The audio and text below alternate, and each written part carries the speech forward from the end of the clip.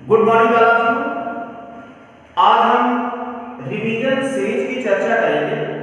आपने कैदी और कोकिला पाठ पढ़ा है, वीडियो वगैरह भी आपने सुने हैं, क्वेश्चन आंसर आपने लिखे हैं, लेकिन एनुअल एग्जाम में या हाफ ईयरली एग्जाम में पैराग्राफ से कैसे क्वेश्चन पूछे जाते हैं उनके बारे में एक बार हम आपसे चर्चा करेंगे।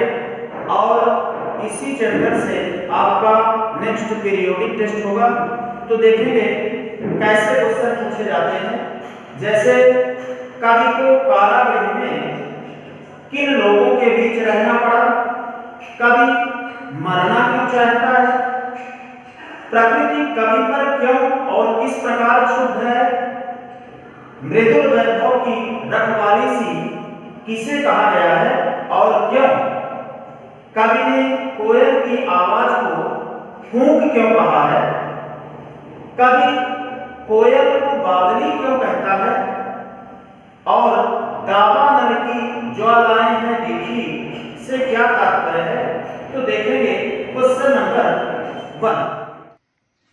कवि को कारागृह में किन लोगों के बीच रहना पड़ा, तो इसमें लिखेंगे कवि को कारागृह में चोरों, डाकुओं और बटमारों के बीच रहना पड़ा। उन्हें पेट भर भोजन भी नहीं मिलता था और उनके ऊपर कठोर निगरानी रखी जाती थी, कड़ा पहरा रखा जाता था।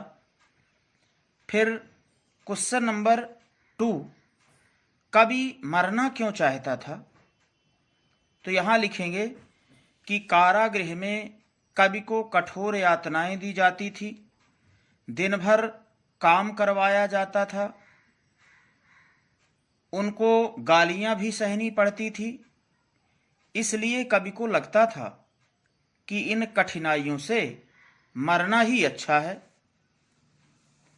क्वेश्चन नंबर 3, प्रकृति भी कवि पर क्यों और किस प्रकार क्षुब्ध है, तो इसमें लिखेंगे कि रात काले रंग की है, घनघोर अंधकार है, चंद्रमा भी आंखों से ओझल हो गया है, आशा और प्रेरणा के सभी स्रोत बंद हो गए हैं।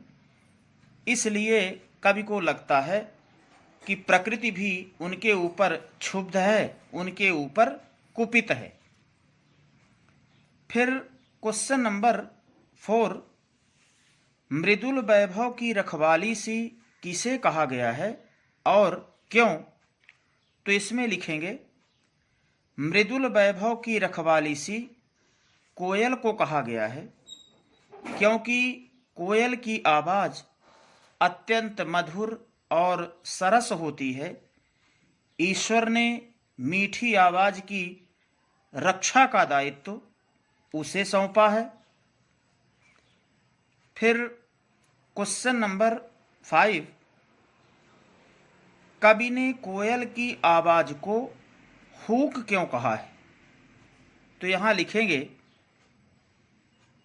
कि कोयल की आवाज में दुख और वेदना की अनुभूति है, उसकी आवाज में पीड़ा और कसक सुनाई दे रही है।